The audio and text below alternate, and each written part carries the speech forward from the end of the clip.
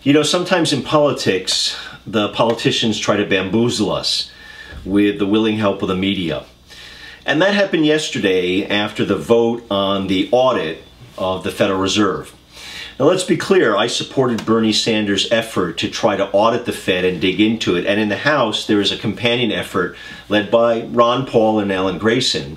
And it was an attempt to dig at what the Federal Reserve is doing and to shine some light on this big, huge institution that affects everybody and our economy.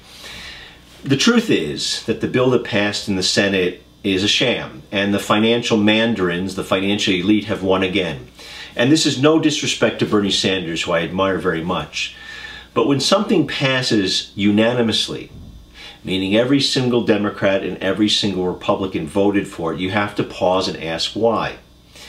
And so what happened with that bill is it got watered down, and what's going to happen is a one-time audit of the Federal Reserve Board. One time, to look at what happened in the past.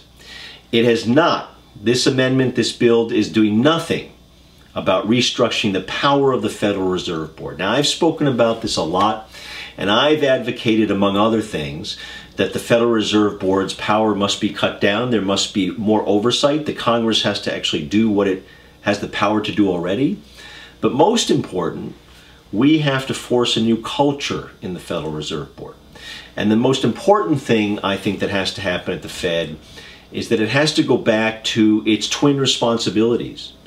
You know, the Fed is supposed to not only deal with the question of making sure prices are stable, inflation, all that stuff, but part of the Fed's responsibility is to guarantee full employment. That is a responsibility that the Fed has totally abandoned. It cares only about what the bond markets and Wall Street says. It does not care about the average worker and the notion of full employment. And frankly, the political will among Democrats and Republicans has just evaporated over the notion and the goal of reaching full employment. And that's what was missing from this debate about the Federal Reserve Board. So this amendment is fine. It's going to do a one-time audit, but let's not be misled. We have not substantially restructured the power of the Fed and enforced upon it its true and legal responsibility to make sure that every American who wants to work has the chance to have a good paying job. That's still what we need to fight for.